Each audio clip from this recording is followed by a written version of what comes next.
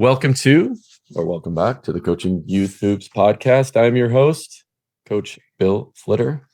Today we have a very special guest, our youngest to be on the podcast, Elise Kim. Elise, welcome to the show. Hi, thank you. What do you hope when a young female comes to your program? What is the outcome you hope she achieves? FuelHer Future is a mentor program that I started with a few of the athletes at my school. And it's basically a mentor program where we bring in young female athletes. 15% of girls drop out in middle school of sports. So I'm trying to combat that by hopefully providing a space where all these girls will feel. So Elise and I know each other because she helped out at one of my camps. Yes, I did. And she's a basketball player at San Ramon Valley High School, where I also play a role in coaching.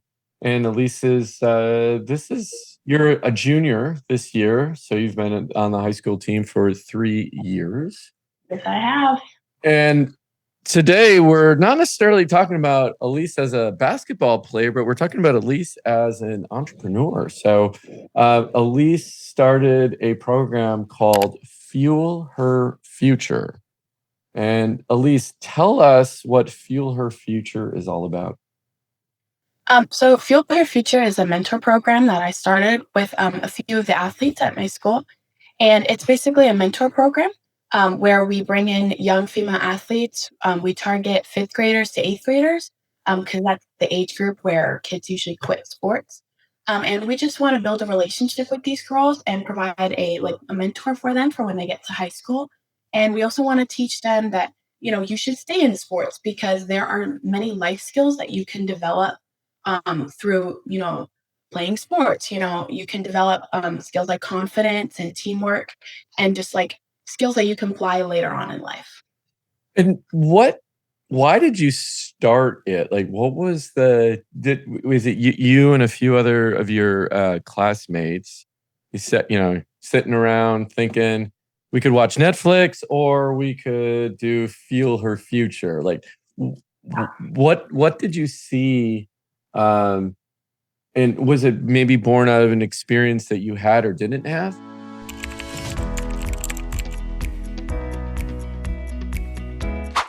It was born out of an experience that I had. I started playing basketball really late into my career. I started playing in 7th grade. And at my school, it's very tight knit. Everybody knows everybody, and everybody started very young. So I didn't really know anybody going in, and I found it kind of hard to find an older mentor. And at some point, I was debating quitting.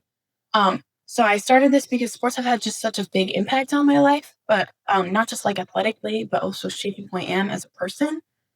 So I want to help others do this, and I also want to just help support girls during that stage in their life, and help them stay involved and showing them about all the lessons that they can do. And playing any sport isn't just about winning; it's about building those skills that'll help you in school and relationships and a future job.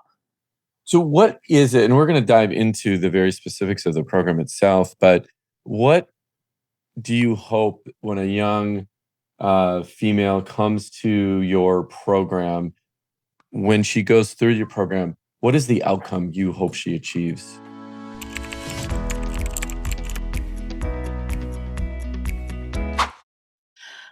So I'm hoping that these girls will help build all these skills. And we do a mix of activities and games, and we do discussions with our mentors.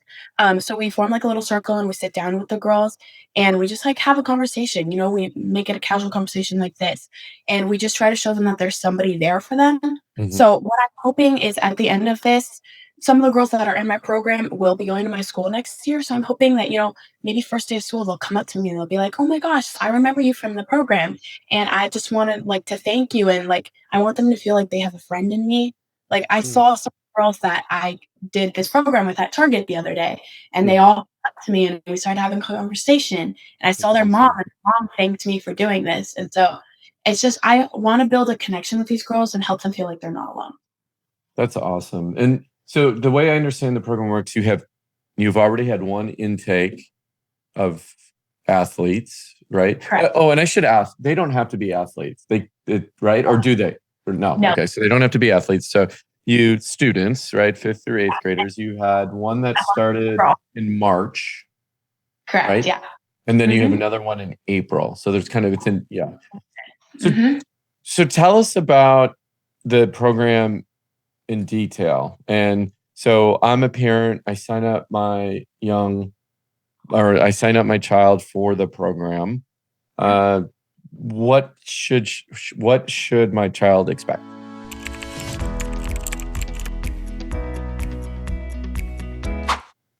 Yeah, so actually our next session is going to be extra exciting. We have some goodies coming in from the Warriors and the Valkyries. Um, but basically, once you sign up your child, you just take them. We host at the Arc. It's close to the SRV. And you bring them in. Parents, you're welcome to stay. But it's for the kids, obviously. Yeah. And we started off and we played some like games. We played some knockout.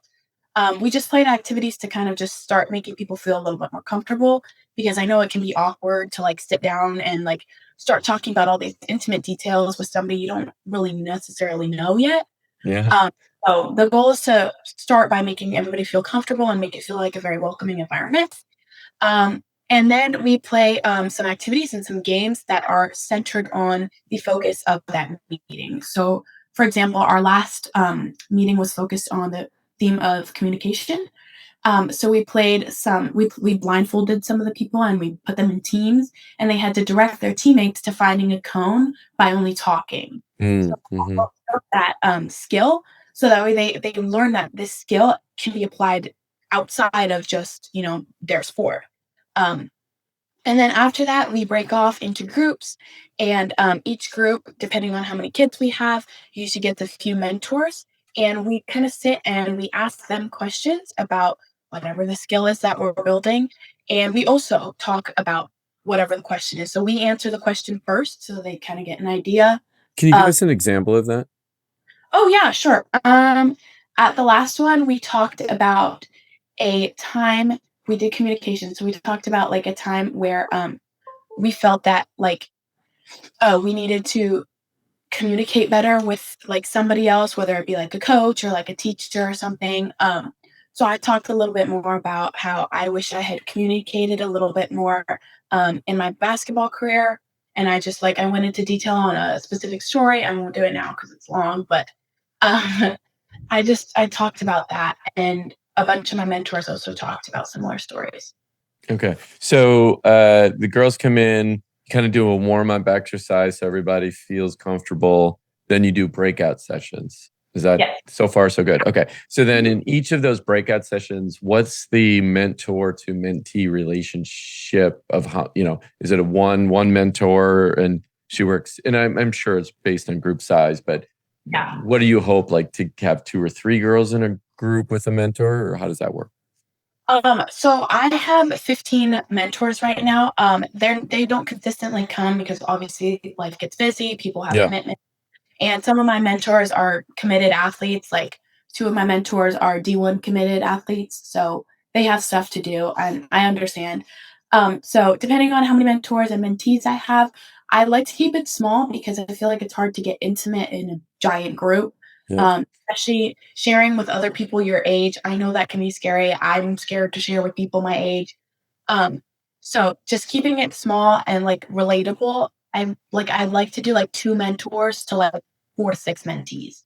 Okay. Yeah.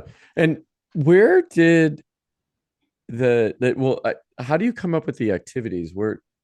And how do you know they're the right activities that, you know what I mean, that are going to Yeah. help build on whatever the subject matter is of, right? Because I'm assuming the way I understand it is the subject or the question kind of changes from meeting to meeting, Hmm. right? Yeah. Yeah. Yeah. Okay.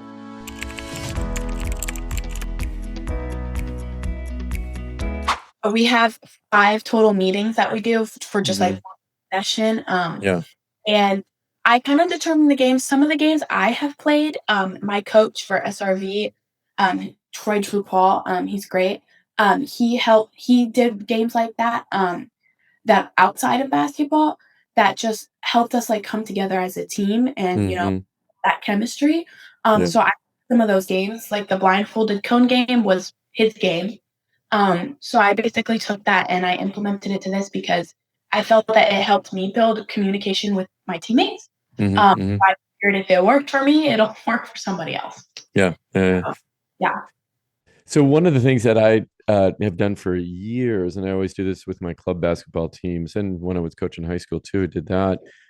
We call them comfort zone challenges, and we put the players in situations that they got to stretch a little bit. So, for example, we would go down to, well, because you're from the Bay Area, go to Walnut Creek. We go to the downtown area, right, where all the shopping is. Okay, so we go there as a team. There's some chaperones, parents, and we'll go and challenge strangers. And there's a groups of, depending on how many kids at the time, 2 to 3 to a group. We'll challenge them to karaoke Oh, with strangers? with strangers, and they have to record it, and they have to do, depending on how much time we have, they may have to do it 3 different times. Oh my So god. in each person, so we try to match up. Some kids, they'll find this extremely easy because they're outgoing and they have no problem talking to a stranger, right? Other ones will be like, "Oh my gosh, I'm never going to do this," right?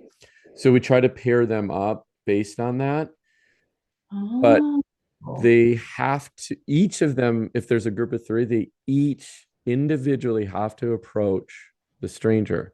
And because everybody has a phone, they have to Mhm. record it. So Oh. they then get prizes at the end. So if they didn't, and then the person that they challenged, they have to sign the sheet that they got challenged, right? So then, so we try to make it so that everybody has to do it and participate. And one of the Yeah. things that we found afterwards, those people who are a little bit more reserved and shy, they come out of their shell, and it was like the best experience they had, and they were so nervous going into it, but afterwards they thought, it's not a big deal. So we do that. We've done um uh uh rock paper scissors and a few other, I mean, we've done a bunch of stuff. So very similar concept of confidence building, and there's communications and everything that goes into it. So why do you feel that those areas are important, to put into your program? Do you feel like the you maybe growing up lacked some of those skills as well, or maybe it wasn't so confident? So you're just really building a program that you and your group of students kind of feel like, I wish we had this.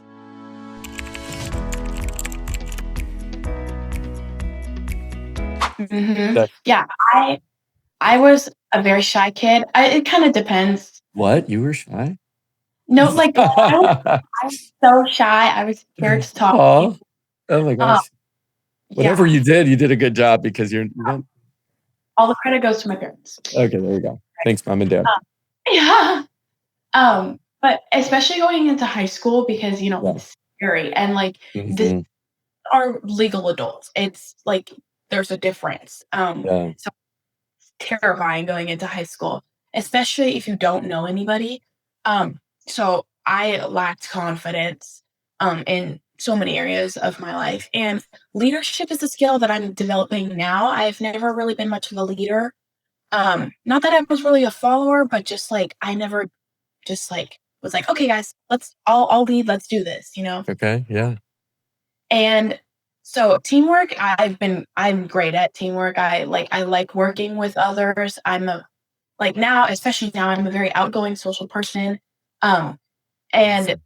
communication, I feel like communication, I'm still developing that skill. I still need to work on, getting that confidence to be able to communicate with people, Yeah. especially in an athletic setting, because it's scary trying to talk to your coach about like I'm unhappy with my playing time or what can I do to get better. Mhm. Um, and then my last skill that I focus on is like the balance between being an athlete and just being a person. Like they can Mm. that, but you also know you need to know when to like draw the line between being an athlete and just being like a normal person and Mhm. prioritizing your mental health over your physical Yeah. health. So then the So, pillars of the program that you discuss, again, let's just do a recap, is confidence, communication, mhm. teamwork. I missed one. And commitment. Is that right? And Commitment, balance. and teamwork, and balance. So those are the five. And that's you take on a subject every week for 5 weeks. We do it once a month. Oh, Yeah. once a month. Oh, okay. Yeah. Once a month. Oh, okay. Okay. Once a month. And but you cover all five of those once a month for 5 months then? Is that how it works? Yep. And then how long do you meet each session? We meet for around 2 hours. Oh, wow. Okay. Yeah. Last time it went a little bit longer because we ended up playing a game at the end and they wanted to keep playing. So we did like 2 hours and 30 minutes. Amazing. Yeah, it's no, it's great. We do like an hour and a half of like activities and then or like an hour of activities and then we do like 30 to 45 minutes of discussion and then we do like snack breaks and water breaks and stuff. Okay. Yeah. I, so. And what are some of the big surprises that you when if you step back and think about that you didn't anticipate going into the program?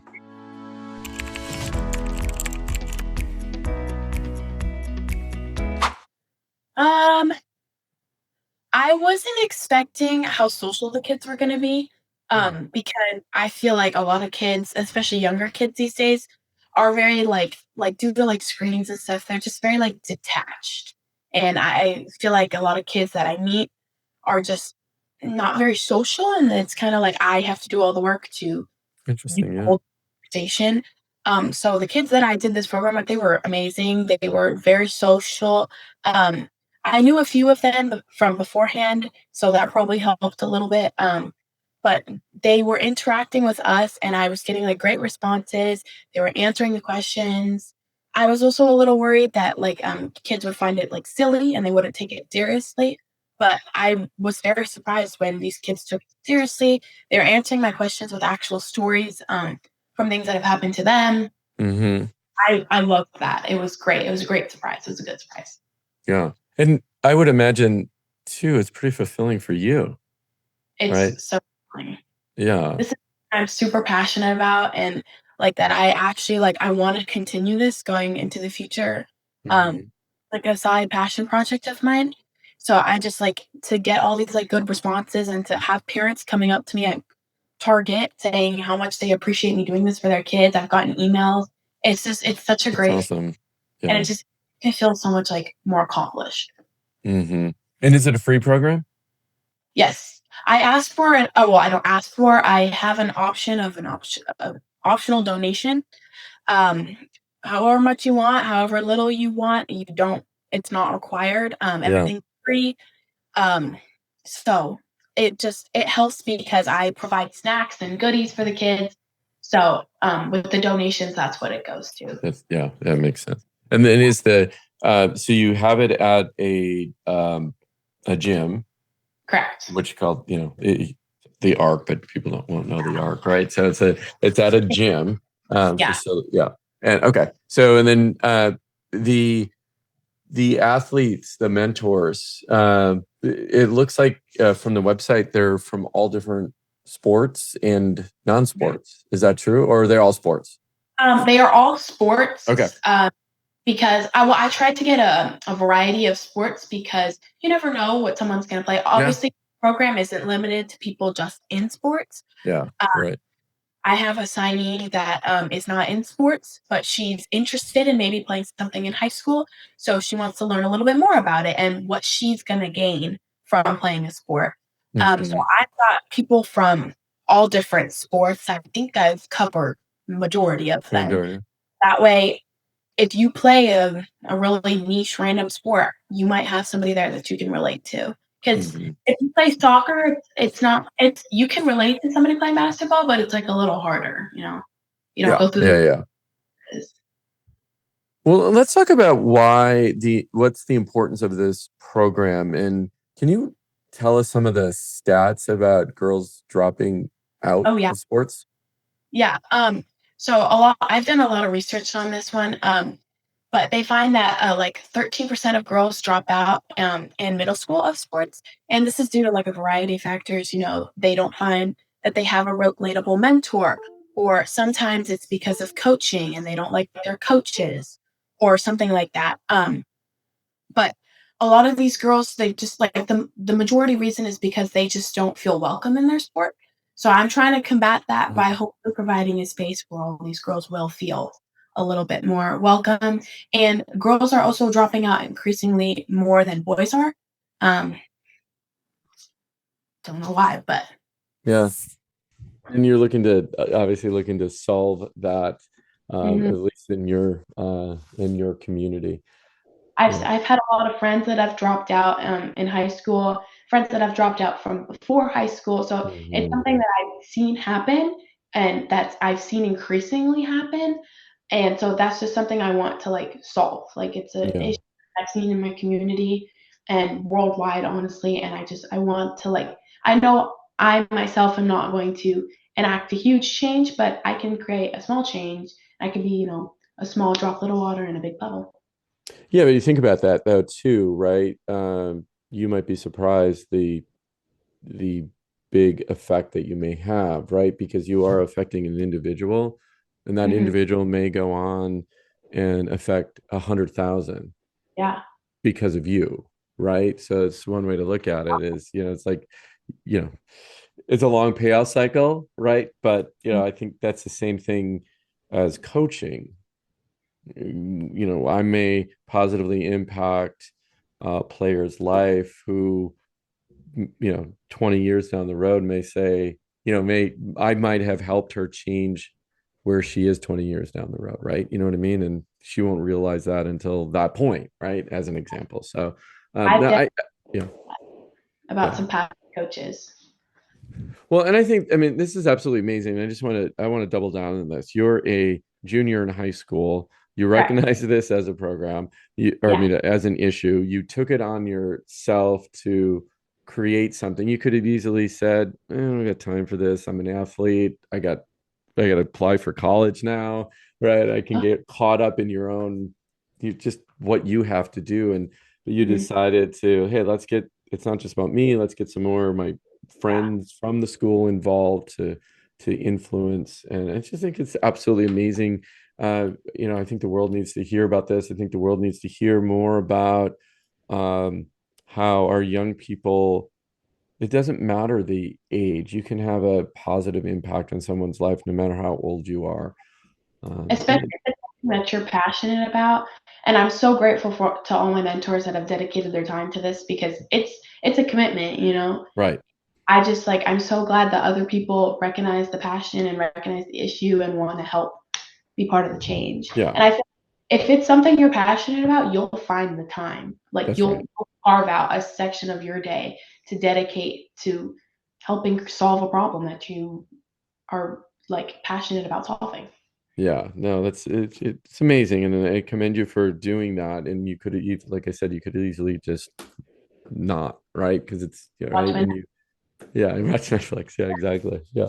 Uh, Anything else that you want to add about the program that I might not have asked, or we might have skipped, or I know you have another intake coming up in April, right? It's right around the corner, so Yeah. I just like want to emphasize that like all my mentors, are really relatable to all like our people that are in our program.